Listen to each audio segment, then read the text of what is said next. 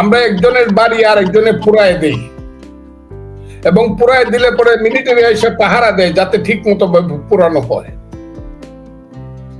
এবং সরকার চায় চায় দেখে আগুনটা কত সুন্দর জ্বলছে এবং কিভাবে আলু পুরায় দেওয়া যায়। এই যে দেশ যেখানে একজন নোবেল লরিয়েট বসে আছে দেশের প্রধান হয়ে, সারা পৃথিবী দেখছে, তখন আমাদেরকে মনে করে আমরা বুঝি অমানুষ। আমি কথাটাই তুলছি যে ইসলামের দৃষ্টিতে ফ্যাসিস্ট বেশি পাপী খারাপ না মুনাফেক বেশি খারাপ? এরা হলো মুনাফেক। কারণ এরা এখন বলতেছে কি করব, আমরা স্বাধীনতা রক্ষা করব। কোন স্বাধীনতা? তাদের স্বাধীনতা হলো 47 আর 24। তারা 6 মাস পর্যন্ত মুক্তিযুদ্ধ 71-এর নামটাই বলে নাই। ওই ফজলুর রহমানদের মতো হতভাগারা যখন জীবনে রিস্ক নিয়ে বলছে যে মুক্তিযুদ্ধ ছাড়া কিছুই মানব না, তোমরা তাহলে পাকিস্তানের আলবদর রাজাকারের সন্তান। যারা মুক্তিযুদ্ধ মানে না, পাকিস্তানের আলবদর এবং রাজাকারদের সন্তান, আলবদরদের রাজাকারদের সন্তানদের শাসন মানব না, তখন হুশ ফিরছে।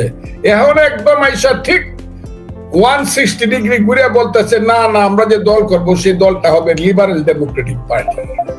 এটাও তাদের মুখের কথা, মনের কথা না। কারণ তাদের পিছনে যে কালো শক্তি আছে, সেই কালো শক্তি তাদেরকে নিয়ে ক্ষমতা দখল করিয়া এই দেশটাকে আফগানিস্তান বানাইতে চায়, সিরিয়া বানাইতে চায়, এই দেশটাকে গণতন্ত্রহীন একটা আমি বলবো জঙ্গি দেশ বানাইতে চায়। এই দেশটা মুক্তিযুদ্ধের দেশ, আমরা তা হতে দিতে পারি না। আমি খুব ক্লিয়ার বলতেছি, এটা কিন্তু মুক্তিযুদ্ধের দেশ। এই দেশে একটা ভোটের জন্য, যখন এই ভোটের কথা বলা হয়, এই যে ইউনূস সাহেব, ওনাকে এত শ্রদ্ধা করি, ভোটের কথা বললে পরে নতুন বউয়ের মতো তার মুখ কালো হয়ে যায়। কত রং বেরঙের কথা তিনি বলেন, কত সংস্কার। এই দেশে 2টা কথা সবচেয়ে বেশি গৃহীত হবে আগামী দিনে, একটা হলো সংস্কার আর একটা হলো সমন্বয়। ইউনূস সাহেব এই ইলেকশনের কথা শুনলেই কত রং বেরঙের কথা যে তুলে ইলেকশন উনি দিবেন না, উনি ক্ষমতা। আমি বলতাম যে ইউনূস সাহেব 10 জন প্রধানমন্ত্রী যত উঁচু তার চেয়ে বেশি উঁচু, ওনার ক্ষমতার প্রতি লোভ নাই। কিন্তু এখন দেখতেছে ক্ষমতার রাজ সিংহাসনে বসা দীর্ঘদিন থাকার জন্য কত কুটিল এবং জটিল পথে তিনি এগোচ্ছেন। আমি জানি না কি হবে এই দেশে, তবে আমি এই দেশটাকে একটা কথা বলি, ওই যে 2500 বছর আগে জমি জানে, আপনিও জানেন, কথাটা রূপ করতেই বলে মানুষে। 2500 বছর আগে আলেকজান্ডার এসে বলেছিল বড় বিচিত্র দেশ সেলুকাস, তার চেয়ে বিচিত্র দেশের মানুষ। আমি ইউনূস সাহেবকে সেই গণায় ফেলতে চাই না, কিন্তু ইউনূস সাহেব কালকে ওই যে আলোচনার পরে, সমস্ত রাজনৈতিক দলগুলোর আলোচনার পরে উনি যে ব্রিফের দিকে জিনিসটাকে নিয়ে গেলেন, উনি যে এইটাকে যেভাবে উনি বিবৃত করলেন সবার আলোচনাকে, আমার মনে হইল যে প্রাইমারি স্কুলের ছাত্ররা গেছিল তার কাছে কিছু দাবি দেওয়া নিয়ে, তাদের প্রত্যেকের হাতে 2টা করে চকলেট ধরায় দিয়ে হাসতে হাসতে আইসা পড়ছে, আর উনি উনার মতো করিয়া তাদের কথাবার্তাকে উনি বিশ্লেষণ করছেন। এই দেশে যা হবে আমি আপনাকে খুব ক্লিয়ারলি বলি, কত চালাকি হচ্ছে দেখেন।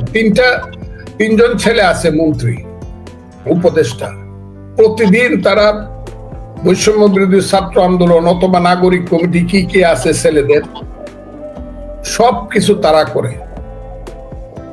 তারা সমস্ত সচিবালয় দখল করে রাখছে। মন্ত্রীর রুম, উপদেষ্টার রুম বলেন, সচিবের রুম বলেন, যেখানে যেখানে কাজ হয় সেই রুম বলেন, পিডব্লিউডির অফিস বলেন, যা আছে সব তারা দখল করে সচিবালয়ে। এবং তাদের পিছনে আছে ওই কালো শক্তির লোকেরা। কালো শক্তি আমি বললাম কারণ ওই কালো শক্তি ইউনিভার্সিটি দখল করছে, ওই কালো শক্তি হসপিটাল দখল করছে, ওই কালো শক্তি ব্যাংক দখল করছে, ইন্স্যুরেন্স কোম্পানি দখল করছে, ওই কালো শক্তি ইলেকট্রনিক্স মিডিয়াগুলো বেশিরভাগ দখল করে নিছে, ওই কালো শক্তি সচিবালয়ে তাদের লাইনের লোকজনকে আইনা বসাইছে। এদেরকে দিয়া এই বৈষম্য বিরোধী ছাত্র আন্দোলন এবং এই মন্ত্রী ছাত্র নেতারা টাকা পয়সা অর্থ বিত্ত কামাই করার জন্য ব্যবসা বাণিজ্য তো সেই পথ দেখছি। এখন এখানে বৈশা বৈশা তারা দল করবে। এই যে সারা দেশের মানুষ বলতেছে যে এখানে কিংস পার্টি করা যাবে না, যদি দল করো তাহলে দল থেকে পদত্যাগ করো। সেই পদত্যাগ দিয়ে যে কত রং বেরঙ্গের কথা এবং নাটক হইতেছে, এটা ঘৃণা হয়তো এইসব ছেলে পেলে। বাপ দাদার নাম নাই, চান মল্লের বিয়ায়। হ্যাঁ, 2 দিন আগে পরিচয় ছিল না, প্রত্যেকে আসছে আল্লাহ জানে। আফগানিস্তানে একজন শাসক ছিল, ডাকাত, মরু ডাকাত, তার নাম ছিল বাচ্চা ইসাকাও। তাও আফগানিস্তানের মধ্যে 2 বছর তাকে সহ্য করতে হয়েছে। সরি। আজকে আমি বলতে চাই, 5ই আগস্টের আন্দোলনের পিছনে যে কালো শক্তি ছিল, কালো শক্তির মনে যে মুনাফিকি ছিল, সেই মুনাফিকির বহিঃপ্রকাশে আজকে বাংলাদেশে ঘটছে। এবং জনাব ইউনূস সাহেবের মতো একজন নোবেল লরিয়েট, আমার বাঙালি মুসলমানের একজন শ্রেষ্ঠ সন্তান, যাকে আমি মনে করতাম এবং করি, উনি এইটার সঙ্গে তাল মিলাইতেছে। এটা খুব, কি বলবো, আমি এই দেশটা যুদ্ধ করে আমরা বানাইছি, আমাদের পূর্বপুরুষরা বানাইছে। সেখানে আমি একজন 23 বছরের যুবক ছিলাম। আমার দেশ কিভাবে চলবে, কে শাসন করবে, কিভাবে কোন দল এই দেশের দায়িত্ব পালন করবে, কোন দল বিরোধী দলে বসবে, অথবা আমরা কিভাবে আমাদের অর্থনীতি রাজনীতি চালাবো, এটা আমরাই নির্ধারণ করব। তবে হ্যাঁ, আমরা তো আর পৃথিবী থেকে বিচ্ছিন্ন কোনো দ্বীপ না, আমরা তো মঙ্গল গ্রহে বসবাস করি না। পৃথিবীর সঙ্গে আমাদের যে সম্পর্কের ব্যাপারগুলো, সেই ব্যাপারগুলো আমরা যদি সঠিকভাবে ডিল করতে না পারি, পৃথিবী যদি মনে করে আমরা একটা পাগল ছাগলদের দেশ, অমানুষদের দেশ, আমরা একটা, কি বলবো, আমরা একটা সন্ত্রাসী জঙ্গিদের দেশ, আমরা একজনের বাড়ি আর একজনের পুরায় দেই, এবং পুরায় দিলে পরে মিলিটারি এসে পাহারা দেয় যাতে ঠিক মতো পুরানো হয়, এবং সরকার চায় চায় দেখে আগুনটা কত সুন্দর জ্বলছে এবং কিভাবে আলু পুরায় দেওয়া যায়। এই যে দেশ, যেখানে একজন নোবেল লরিয়েট বসে আছে দেশের প্রধান হয়ে, সারা পৃথিবী দেখছে, তখন আমাদেরকে মনে করে আমরা বুঝি অমানুষ, আমরা বুঝি অসভ্য, আমরা বুঝি এই পৃথিবীর যোগ্য নই। কাজেই একটা ভালো বাড়ির পাশে যদি আপনি সারাদিন ঝগড়া করেন, বস্তির মানুষের মতো ঝগড়া করেন, তাহলে যাদের শক্তি আছে তারা বলতেই পারে এইসব ঝগড়া টগড়া যারা করে এদেরকে তোমরা কন্ট্রোল করো। আমরা সারা জীবন শুধু ঝগড়া করব? 5ই আগস্টে আন্দোলনে আমরা 1,500 লোকের রক্ত দিলাম, 30,000 লোক আহত হইল, যেভাবে বলা হচ্ছে আমি সেই সংখ্যাটাই বললাম। আমরা এত রক্তের সাগর সৃষ্টি করলাম, হাসিনার মতো ফেসিস্টই বললাম আমি, বলে তাকে তাড়ায় দিলাম, either you die or you fly, করে তাড়ায় দিলাম। আমরা এখন কি করছি? মানুষ দেখছে না যারা কিছুতেই মানুষ না, এরা আসলেই মানুষ না। আমরা নিজের দেশ নিজে চালাইতে পারি না, আমরা নিজের ভাইকে নিজে হত্যা করি, আমরা নিজের ভাইয়ের বাড়ি আমরা নিজের আগুন দিয়া পুড়ি, শুধু সাময়িক একটা রাজনৈতিক স্বার্থের জন্য। আমরা সবাই মিথ্যা কথা বলি, যখন যে ক্ষমতায় যাই কেউ সারাদিন একটা সত্য কথা বলি না যারা নেতা হই। কাজে পৃথিবী আমাদের উপর তো আক্রমণ করবে, আমাদের উপরে তো প্রভাব বিস্তার করবে। আমার বাড়িতে যে কাজের মানুষটাকে, তাকে তো আমি দিনে রাইতে সারাদিন অর্ডার দেয়, এই কর, এটা করো, এটা কি করো, সেটা তাকে ধমক দিবই আমি। কিন্তু যদি আমি জ্ঞানে গুণে, শিক্ষায় দীক্ষায়, ত্যাগে তিতিক্ষায় সারা পৃথিবীতে মাথা উঁচু করে দাঁড়াতে পারতাম, আমার ঢাকা বিশ্ববিদ্যালয়ে যদি জওহরলাল নেহেরু বিশ্ববিদ্যালয়ের মতো রিসার্চ করতে পারতো, আমার চিটাগাং যদি বেঙ্গালুরের মতো আইটিতে নাম করতে পারতো, আমার দেশ যদি ইন্ডিয়ার, আমার বিজ্ঞানীরা যদি ইন্ডিয়ার বিজ্ঞানীদের মতো সারা পৃথিবী ব্যাপী প্রভাব বিস্তার করতে পারতো, তাহলে তো তারা আমাদেরকে দাদা রাখতো। এখন চাউল খাই তাদের, ডাল খাই তাদের, তেল খাই তাদের, সব আনি তাদের কাছ থেকে, চিকিৎসা করতে দৌড় দেই তাদের কাছে। আমার কথাটা খুব শুনেন, আমি দেখাই, আমাকে আপনি এই যে দেখেন, আমার দুইখানে 2টা যন্ত্র আছে, এই যে দেখেন। এখন কিন্তু আমি কিছু শুনি না। এইটা আমি গত বছর মাদ্রাজে ট্রিটমেন্ট করে আনছি, এখন এটা নষ্ট হয়ে যাচ্ছে, আমি যাইতে পারতেছি না মাদ্রাজ। কারণ মাদ্রাজ গেলে যদি কেউ বলে যে ফজলুর রহমান তো গেছে ইন্ডিয়ার দালাল, আমি কি করব? বাংলাদেশের চিকিৎসা নাই। আমি চ্যালেঞ্জ করলাম, বাংলাদেশে এটার চিকিৎসা নাই। আমার কানের চিকিৎসা নাই, কিন্তু আমি মাদ্রাজ যাইতে পারতেছি না আজকে 6 মাস যাব। আমার যাওয়ার কথা ছিল আগস্ট মাসে। আমি মাদ্রাজ যাইতে, কারণ গেলেই আমারে বলবো যে ফজলুর রহমান তো ইন্ডিয়ার দালাল, তা তোমার দেশে চিকিৎসা নাই কেন? যে কানের ভালো চিকিৎসা করতে পারে যে কয়েকজন, যে প্রাণগোপাল দত্ত একজন শ্রেষ্ঠ চিকিৎসক, সে যে কোথায় গেছে তাকে খুঁজেই পাই না। এই যে দেশ, আপনার ডাক্তারি কানের চিকিৎসা তার বাদে আমার চোখে 15টা ইনজেকশন দিছে এই চোখে। এটা কি আমার দিতে হয়েছে এসএস পলের কাছে, শাহ আলমের কাছে যান, শাহ আলম স্কোয়ারে আছে। এসএস পল আমাকে আমার সমস্ত বন্ধুরা পায়ে ধরে বলে, ফজলু ভাই চোখের চিকিৎসা আপনি বাংলাদেশে করেন না, অন্ধ হয়ে যাবে। তা আমরা চোখের চিকিৎসা করতে পারি না, কানের চিকিৎসা করতে পারি না, লেখাপড়া করলে মারামারি করি, আমরা ব্যবসা নাই, বাণিজ্য নাই, চুরি চুট্টামি করি, আমাদেরকে মানুষ কেন এত সম্মান করবে? তা আমরা তো একজন মানুষকে আনছিলাম সম্মান করার জন্য, যিনি এত উঁচু, জনাব ইউনূস সাহেব, যিনি সারা পৃথিবীতে শ্রেষ্ঠ মানুষদের একজন। উনি কি দেখাইতেছেন? উনি কি দেখাইতেছেন? এদেশে কোন সরকার আছে, আইন আছে, আদালত আছে, সুপ্রিম কোর্ট আছে, হাইকোর্ট আছে? আমি তো সুপ্রিম কোর্টের সিনিয়র অ্যাডভোকেট, কিচ্ছু নাই। এটা লাইফের রিস্ক নেয়া, জীবনের রিস্ক নেয়া। এখন থেকে যেদিন থেকে কোর্টটা সৃষ্টি হয়েছে, এই আন্তর্জাতিক অপরাধ দমন ট্রাইব্যুনাল, এইবার আমি প্রথম এটা বিরোধিতা করছি।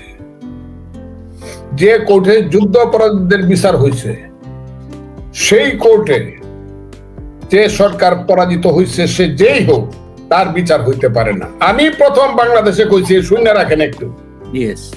2, যিনি ওই সময় যাদের পক্ষে ডিফেন্সে ছিলেন, যুদ্ধ অপরাধী যারা ছিল তাদের পক্ষে, মানে যুদ্ধ অভিযোগে যারা তাদের পক্ষে ছিলেন, তিনি আজকে প্রসিকিউটর হয়ে বসছেন। আমি খুব সাংঘাতিক ভাবে বলছি, উনার যদি কোন ধরনের মোরাল কারেজ থাকে, উনার পদত্যাগ করা উচিত, উনার হওয়াই উচিত। উনি বলতো যে না, আমি তো ওনাদের পক্ষে ছিলাম, এইভাবে কাজে আমি এটাতে যাব না, কিন্তু উনি গেছেন। এবং উনি থাকলে পরে কোনো কারণে আশা করা যায় না যে রাগ অনুরাগ অথবা বিরাগের বশবর্তী না হইয়া বিচারটা হইয়া যাইবে, এটা মনে করি। কারণ উনি প্রসিকিউটর, আমার কথাটা খুব বোঝার চেষ্টা করেন। উনার মনে সব সময় থাকবে আমি যাদের পক্ষে ছিলাম তাদের অনেকেরই ফাঁসি হয়েছে। এই কথা উনি তো মানুষ, উনি বলতে পারবেন না। কাজে উনার মরাল যদি সেই রকম থাকে, উনার উচিত হইল বলা যে না রে ভাই, আমার দিচ্ছেন, আমি খুব সম্মানিত হয়েছি, কিন্তু আমি এই জায়গাতে রিজাইন করলাম। আমি, সে ভালো মানুষ, তার সাথে আমার সম্পর্ক ভালো, আমার ছোট ভাইয়ের মতো, আমি তাকে দোষ দেই না, কিন্তু উনার এই জায়গাতে যাওয়া ঠিক হয় নাই। কাজে এই বিচারটা কেমন হবে, এটার একটা প্রশ্নবোধক চিহ্ন থেকেই যাবে। কথাটা বুঝছেন? আমি একটা কথা বলছিলাম এই কারণে যে আমাকে কত থ্রেট শুনতে হয়েছে। আপনি মনে করছেন আপনি এইভাবেই বেঁচে যাবেন, কেন শুনেন? আমি কিন্তু কোর্ট থেকে যখন আমি সবাই দেখে সারা দিন আমি ব্যস্ত থাকি, জুনিয়রদের কেস আমি কিন্তু করে দিই। আমি ব্যস্ত, নিজের কেস তো করি। আমি আসতেছি লনের মধ্যে, জাস্টিস সাহেবদের যে পাহারা দেয় যে পুলিশরা, সেই পুলিশ এসে একজন দৌড়ায় আমারে ধরছে, ধরে আমার হাঁটুর মাঝে ধরছে এইভাবে। স্যার, আপনারা দেখলেই মনে হয় আপনি বুঝই দেশের মানুষ। যাও, আমাকে যা কোয়ার বড় করে কোয়ার কইছে। আমি কেন রে ভাই, কান্দো কেন? সে চিৎকার করে কাঁদতেছিল। সে একজন SI, সাব ইন্সপেক্টর। কেন কাঁদতেছেন কেন আপনি? বললো স্যার, আপনারা তো আইন করেন, আমরা তো মানুষ না, আমরা তো হলাম পুলিশ। আমাদের মা ও নাই, বাপও নাই, আমাদের মা বাপের কোনো সন্তানও নাই। আমার একটা ছোট ভাই ছিল, সে SI। এই আন্দোলনে সে কিন্তু কাউকে কোনো গুলিও করে নাই, বাঁশ দিয়ে পিটায়ও নাই, লাঠি দিয়ে পিটায় নাই। শুধু পোশাকটা গায়ে ছিল বলে তাকে যারা হত্যা করছে পিটায়া। আমার মা কিন্তু সারাদিন কানতে কানতে অন্ধ হয়ে যেতেছে, কিন্তু মা ভয় পায়, কইতেও পারে না যে আমার ছেলেটাকে কারা মারলো, এটার একটা বিচার চাই। তাইলে আমরা কি মানুষ না স্যার? পুলিশ হয়েছে বলেই কি আমরা মানুষ না? আমার ভাইয়ের হত্যার বিচার পাবো না আমি? আমার ভাই যদি গুলি করে থাকে তাইলে আমার ভাইয়ের নামে তো একটা কেস হয় নাই, যারা পিটায় মারলো। আচ্ছা, বিচারটা নাই বা করলেন, একজন মন্ত্রী কত যাইতেছে, সবার বাড়িতে বাড়িতে যাইতেছে যারা মারা গেছে। একটা লোক গিয়া সরকার থেকে আমার মার একটা শান্তি দিয়া কইছে, আচ্ছা তোমার ছেলে মারা গেছে। আমি পুলিশদেরকে দেখলে আমি নিজে অপরাধ প্রবণতায় ভুগি। আরে এরাও তো মানুষ। ইয়েস, আমার কথাটা খুব বোঝাচ্ছে। আমরা তো মনে হচ্ছে পুলিশ মরছে, কুত্তা মরছে, কিন্তু এরা মানুষ না। এরা আমাদের, এরা কোনো মায়ের সন্তান না? এদের জন্য কোনো মা কাঁদে না? বলেন, আপনারা বলেন। এই একটু আগে আপনারা এখানে বসার 10 মিনিট আগে দুইজন সিনিয়র সেক্রেটারি আইছে, আমি নাম বলবো না, এদেরকে ধরে নিয়ে যাবে, এদের নামে 2টা কেস হয়েছে। সিনিয়র সেক্রেটারি রিটায়ার্ড, তাদের নামে কেস হয়েছে ঢাকার একটা থানায়।